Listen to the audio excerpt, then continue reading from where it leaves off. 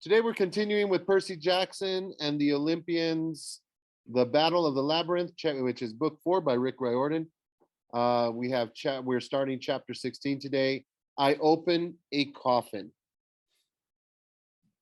Jumping out of a window 500 feet above ground is not usually my idea of fun, especially when I'm wearing bronze wings and flapping my arms like a duck. I plummeted toward the valley and the red rocks below.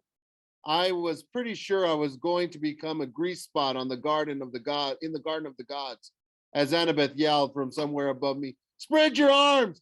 Keep them extended!" The small part of my brain that wasn't engulfed in panic heard her, and my arms responded. And as soon as I spread them out, the wings stiffened, caught the wind, and my descent slowed. I soared downward, at a controlled angle, like a kite in a dive. Experimentally, I flapped my arms once. I arced into the sky, and the wings whistled in my ears. Yeah, I yelled. The feeling was unbelievable. After getting the hang of it, I felt like the wings were a part of my body. I could soar and swoop and dive anywhere I wanted to. I turned and saw my friends, Rachel, Annabeth, and Nico, spiraling above me, glinted in the sunlight. Behind them, smoke billowed from the windows of Daedalus's workshop. Land, Annabeth yelled. These wings won't last forever. How long? Rachel cried. I don't want to find out, Annabeth said. We swooped down toward the Garden of the Gods. I did a complete circle around one of the rock spires and freaked out a couple of climbers. Then the four of us soared across the valley, over a road, and landed on the terrace of the visitor center. It was late afternoon and the place looked pretty empty, but we ripped off our wings as quickly as we could. Looking at them, I could see Annabeth was right. The self-adhesive seals that bound the wings to our backs were already melting, and they were shredding bronze feathers. It seemed a shame, but we couldn't fix them, and we couldn't leave them around for mortals. So we stuffed the wings into the trash bin outside the cafeteria. I used the tourist binocular camera to look up at the hill where Dallas's workshop had been, but it had vanished. No more smoke, no broken windows, just the side of a hill. The workshop moved, Annabeth guessed. There's no telling where. So what do we do now? I asked. How do we get back in the maze? Annabeth gazed at the summit of Pike's Peak in the distance. Maybe we can't. If Daedalus died, he said his life force was tied to the labyrinth. The whole thing might have been destroyed. Maybe that will stop Luke's invasion.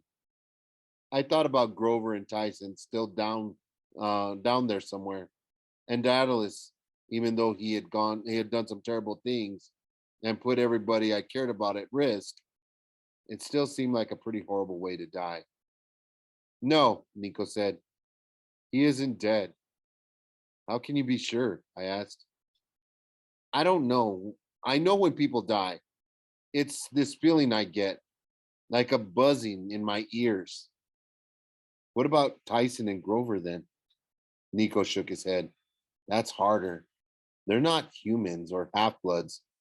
They don't have mortal souls.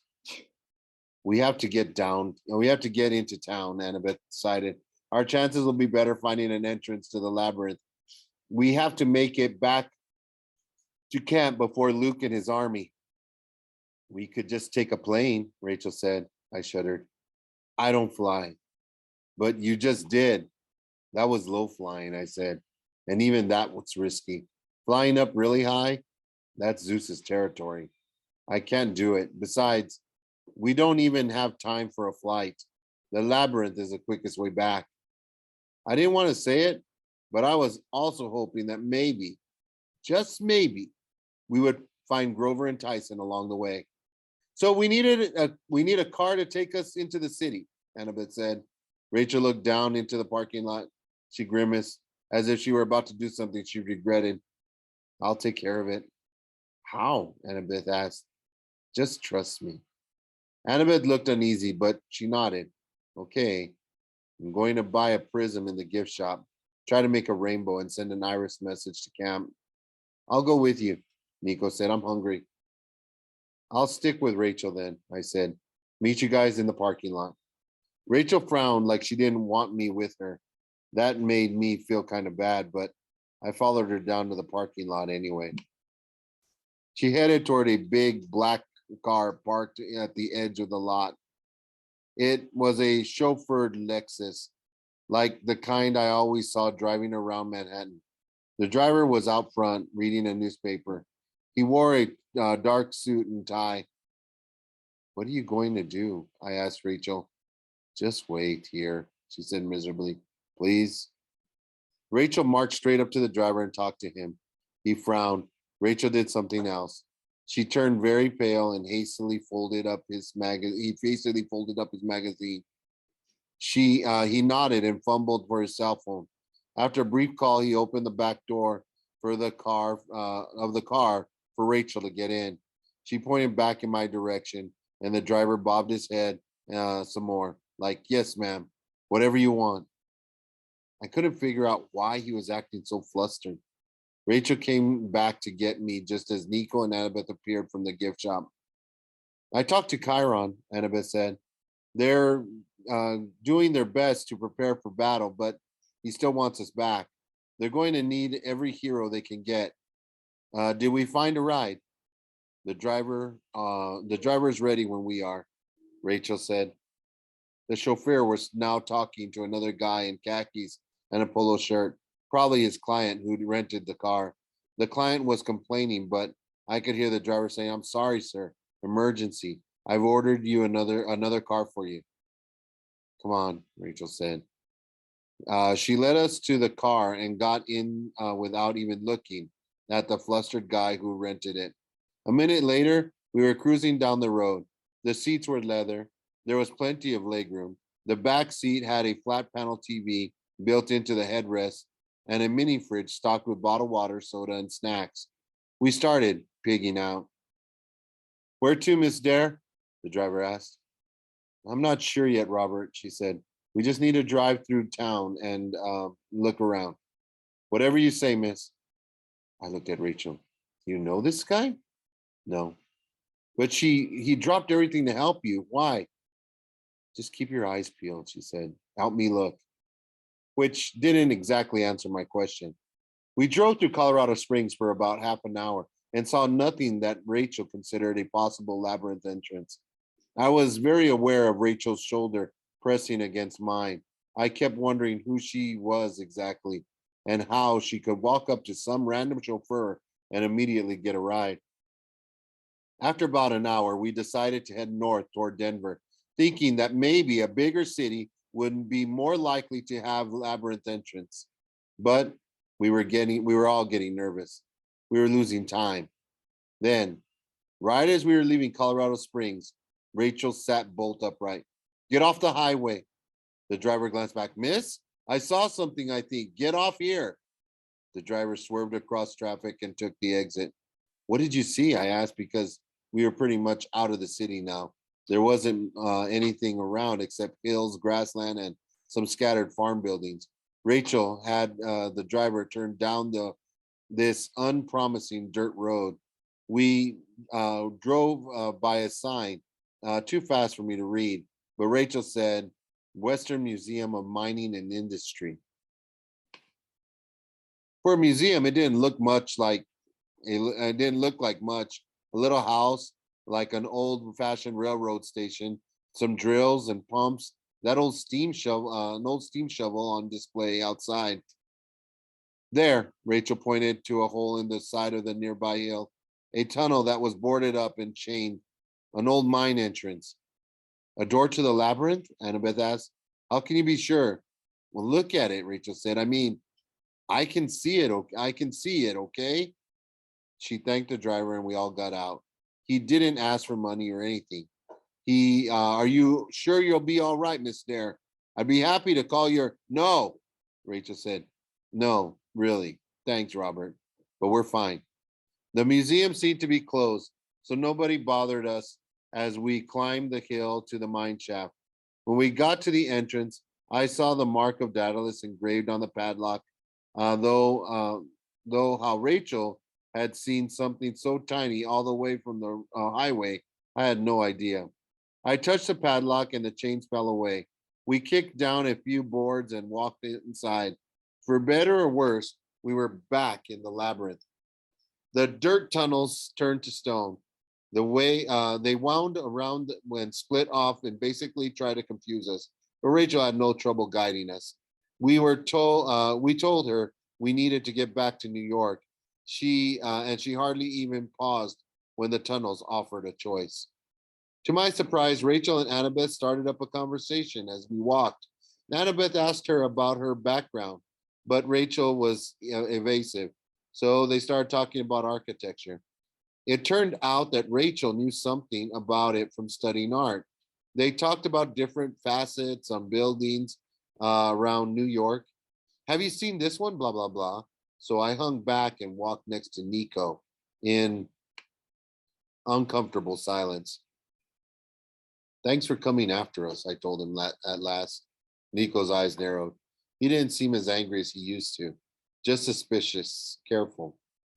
I owed you for the ranch, Percy. Plus, I wanted to see Daedalus for myself. Minos was right, in a way. Daedalus should die. Nobody should be able to avoid death that long. It's not natural. That's what you were after all along, I said. Trading Daedalus' soul for your sister's? Nico walked for another 50 yards before answering. It hasn't been easy, having only the dead for company, knowing that I'll never be accepted by the living. Only the dead respect me, and they only do that out of fear. You could be accepted, I said. You could have friends at camp. He stared at me. Do you really believe that, Percy? I didn't answer. The truth was, I didn't know. Nico had always been a little different, but since Bianca's death, he'd gotten almost scary. He had his father's eyes, that intense, manic fire that made you suspect he was either a genius or a madman. And the way he banished Minos and called himself the king of ghosts, it was kind of impressive, but made me uncomfortable too. Before I could figure out what to tell him, I ran into Rachel, who'd stopped in front of me. We come to a crossroads. The tunnel continued straight ahead, but a side tunnel teed off to the right, a circular shaft carved from black volcanic rock. What is it? I asked. Rachel stared down the tunnel. In a dim flashlight, in the dim flashlight beam, her face looked like one of Nico's specters. Is that the way? Annabeth asked. No, Rachel said nervously. Not at all. Why are we stopping then? I asked. Listen, Nico said. I heard wind coming down from the tunnel as if the exit were closed. And I smelled something vaguely familiar, something that brought back bad memories. Eucalyptus trees, I said, like in California. Last winter, when we faced Luke and the Titan Atlas on the top of Mount Talampeus, the air had smelled just like that. There was something evil down that tunnel. Rachel said, something very powerful. And the smell of death, Nico added, which made me feel a whole lot better. Annabeth and I exchanged glances. Luke's entrance, she guessed. The one to Mount Orthos, or Orthoros, the Titan's palace. I have to check it out, I said. Percy, no. Luke could be right there, I said. Or Kronos. I have to find what's going on. Annabeth hesitated. Then we'll all go. No, I said. It's too dangerous. If they got hold of Nico or Rachel, for that matter, Kronos could use them. You stay here and guard them. What I didn't say, what I didn't say, I was also worried about Annabeth. I didn't trust what she would do if she saw Luke again. He had fooled her and manipulated her too many times before. Percy, don't, Rachel said. Don't go up there alone. I'll be quick, I promise. I won't do anything stupid. Annabeth took her Yankees cap out of her pocket. At least take this and be careful. Thanks. I remember the last time Annabeth and I had parted ways when she had given me a kiss for luck on Mount St. Helens. This time, all I got was the hat. I put it on. Here goes nothing. And I sneaked invisibly down the dark stone tunnel. Before I even got to the exit, I heard voices, the growling, barking sounds of sea demon smiths, the Talacanes. At least we've salvaged the blade, one said. The master will still reward us. Yes, yes, a second shrieked. Rewards beyond measure. Another voice, one more human, said, yeah, well, that's great. Now, if you're done with me, no half-blood, a Talakine said. You must help us make the presentation. It's a great honor.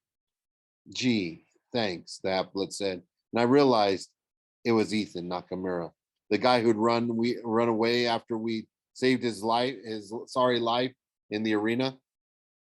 I crept toward the end of the tunnel. I had to remind myself I was invisible. They shouldn't be able to see me. A blast of cold air hit me as I emerged. I was standing near the top of Mount Tam. The Pacific Ocean spread out below, gray under a cloudy sky. About 20 feet downhill, two Talakines were placing something on a big rock, something long and thin and wrapped in black cloth. Ethan was helping them open it. Careful, fool, the Talakine scolded. One touch, and the blade will sever your soul from your body. Ethan swallowed nervously. Maybe I'll let you unwrap it then. I glanced up at the mountain's peak, where the black marble fortress loomed, just like I'd seen in my dreams. It reminded me of an oversized mausoleum with walls 50 feet high. I had no idea mortals could miss the fact that it was here. But then again, everything below the summit seemed fuzzy to me, as if there was a thick veil between me and the lower half of the mountain. There was magic going on here. Very powerful, really powerful mist. Above me, the sky swirled into a huge funnel cloud. I could see Atlas, but I could hear him groaning in the distance, still laboring under the weight of the sky. Just beyond the fortress. There, the Talakine said. Reverently, he lifted the weapon, and my blood turned to ice. It was a scythe, a 6-foot-long curved blade like a crescent moon, with a wooden handle wrapped in leather. The blade glinted two different colors, steel and bronze. It was the weapon of Kronos, the one he'd used to slice up his father Oranos before the gods had taken it away from him and cut Kronos to pieces, casting him to Tartarus. Now the weapon was reforged. We must sanctify it in blood, the Talakine said. Then you, half-blood, shall help present it to the Lord when the Lord awakes. I ran toward the fortress, my pulse pounding in my ears. I didn't want to get anywhere close to that horrible black mausoleum, but I knew what I had to do. I had to stop Kronos from rising. This might be my only chance. I dashed through a dark foyer and into the main hall. The floors shined like a mahogany piano, pure black and yet full of light. Black marble statues lined the walls. I didn't recognize the faces, but I knew I was looking at images of the Titans who ruled before the gods. At the end of the room, between two bronze braziers, was a dais, and on the dais, the golden sarcophagus. The room was silent except for a crackle of the fires. Luke wasn't here, no guards, nothing. But it was too easy. But I approached the dais. The sarcophagus was just like I remembered, about 10 feet long, too big for a human. It was covered with elaborate scenes of death and destruction, pictures of the gods being trotted under chariots, temples and famous world landmarks being smashed and burned. The whole coffin gave off an aura of extreme cold, like I was walking into a freezer. My breath began to steam. I drew Riptide, and I took a little comfort from the familiar weight of the sword in my hand. I'd approached Kronos before, his evil voice had spoken in my mind. Why was he silent now? He'd been shredded into 1,000 pieces, cut with his own scythe. And from what I would find, what would I find if I opened that lid? How could they make a new body for him? I had no answers. I just knew that if he was about to rise, I had to strike him down before he got his scythe. I had to figure out a way to stop him. I stood over the coffin. The lid was decorated even more intricately than the sides, with scenes of carnage and power. In the middle was an inscription carved in letters even older than Greek, a language of magic I couldn't read exactly, but I knew what it said. Kronos, Lord of Time. My hand touched the lid. My fingertips turned blue. Frost gathered on my sword. Then I heard noises behind me, voices approaching. It was now or never. I pushed back the golden lid and it fell to the floor with a huge boom. I lifted my sword, ready to strike. But when I looked inside, I didn't comprehend what I was seeing. Mortal legs, dressed in gray pants, a white t-shirt, hands folded over his stomach. One piece of his chest was missing, a clean black hole about the size of a bullet wound, right where his heart should have been. His eyes were closed. His skin was pale, blonde hair, and a scar running along the left side of his face. The body in the coffin was Luke's. I should have stabbed him right then. I should have brought the point of Riptide down with all of my strength, but I was too stunned. I didn't understand. As much as I hated Luke, as much as he had betrayed me, I just didn't get why he was in the coffin, why he looked so very, very dead. Then the voices of the Talakines were right behind me. What has happened? One of the demons screamed when he saw the lid. I stumbled away from the dais, forgetting I was invisible, and I hid behind a column as they approached. Careful, the other demon warned. Perhaps he stirs. We must present the gifts now. Immediately. The two Talakines shifted forward and knelt, holding up the side on its wrapped cloth. My lord, one said, your symbol of power is remade. Silence. Nothing happened in the coffin. You fool, the other Talakine muttered. He requires the half-blood first. Ethan stepped back. Whoa, what do you mean he requires me? Don't be a coward, the first Talakine hissed. He does not require your death, only your allegiance. Pledge your service to him. Renounce the gods. That is all. No, I yelled. It was a stupid thing to do, but I charged into the room and took off the cap. Ethan, don't. Trespasser! The Talakines bared their sealed teeth. The master will deal with you soon enough. Hurry, boy. Ethan, I pleaded. Don't listen to them. Help me destroy it. Ethan turned toward me, his eye patch blending with the shadows on his face. His expression was something like pity. I told you not to spare me, Percy. Eye for an eye. You ever hear that saying? I learned what it means the hard way. I learned what that means the hard way when I discovered my godly parent. I am a child of Nemesis, goddess of revenge. And this is what I was made to do. He turned toward the dais. I renounce the gods. What have they ever done for me? I will see them destroyed. I will serve Kronos. The building rumbled, and a wisp of blue light rose from the floor at Ethan Nakamura's feet. It drifted toward the coffin and began to shimmer like a cloud of pure energy. And when it descended into the sarcophagus, Luke sat bolt upright, his eyes open, and they were no longer blue. They were golden, the same color as the coffin. The hole in his chest was gone. He was complete. He leapt out of the coffin with ease, and where his feet touched the floor, the marble froze like craters of ice. He looked at Ethan and the Talakines with those horrible golden eyes, as if he were a newborn baby, not sure what he was seeing. Then he looked at me, and a smile of recognition crept across his mouth. This body has been well prepared. His voice was like a razor blade running over my skin. It was Luke's, but not Luke's. Underneath his voice was another more horrible sound, an ancient, cold sound, like metal scraping against rock.